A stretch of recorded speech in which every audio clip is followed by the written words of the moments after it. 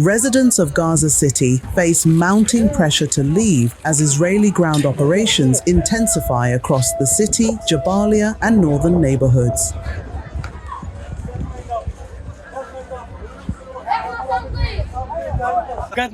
The UN says more than 856,000 displacement movements have been recorded since March.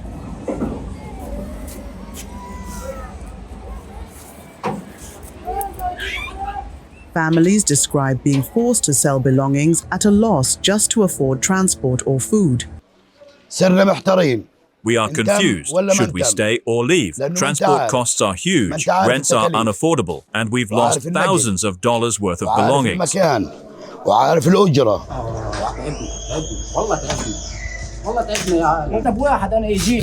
Others say they cannot afford to move south. I'm breaking wood to sell it so I can buy flour. We don't have money to evacuate. Only God knows our situation. Aid agencies warn that expanding the offensive in an area already under famine conditions will worsen the situation for civilians. It is clear that our warnings that the Gaza Strip could be sliding into an even deeper catastrophe are now materializing. As military operations in Gaza escalate further, the international community still can and must act decisively to prevent further suffering. Over the past 48 hours, the Israeli military has struck high-rise buildings, with more families losing their homes or tents.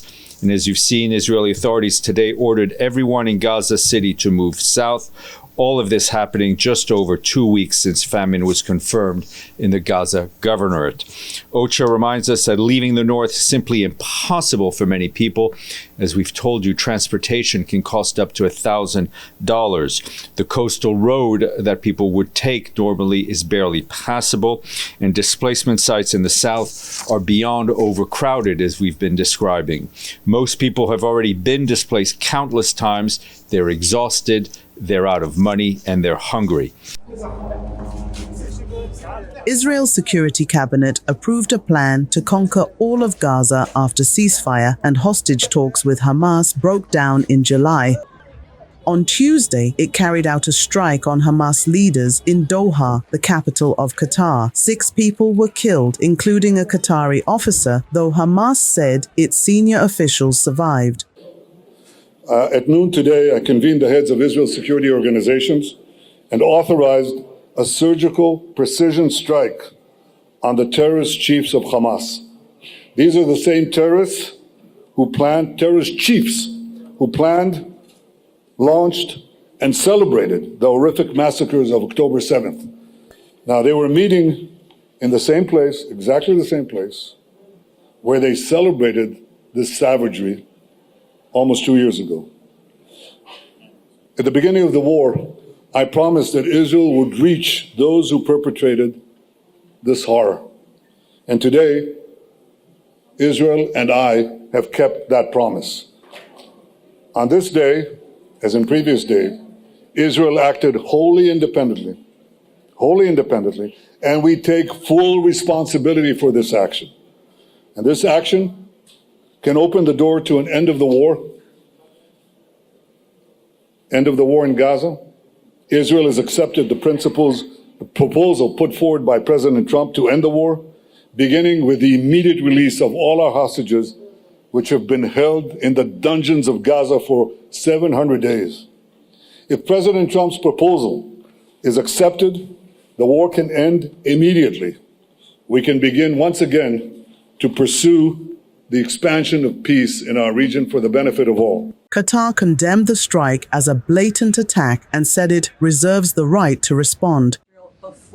In Washington, the White House confirmed it was notified of Israel's action, but said the strike does not advance U.S. or Israeli goals. The Trump administration was notified by the United States military that as Israel was attacking Hamas, which very unfortunately was located in a section of Doha, the capital of Qatar.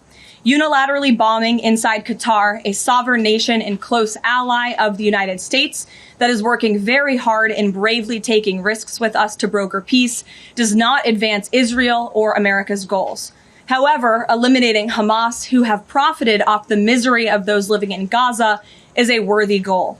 President Trump immediately directed Special Envoy Witkoff to inform the Qataris of the impending attack, which he did. The president views Qatar as a strong ally and friend of the United States and feels very badly about the location of this attack. President Trump wants all of the hostages in Gaza and the bodies of the dead released, and this war to end now. President Trump also spoke to Prime Minister Netanyahu after the attack. The Prime Minister told President Trump that he wants to make peace, and quickly. President Trump believes this unfortunate incident could serve as an opportunity for peace. The president also spoke to the Emir and Prime Minister of Qatar and thanked them for their support and friendship to our country. He assured them that such a thing will not happen again on their soil.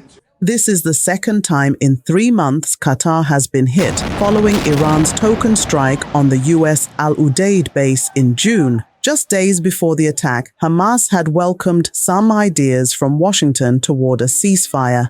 Now, Hamas says the strike proves Prime Minister Netanyahu has no interest in reaching an agreement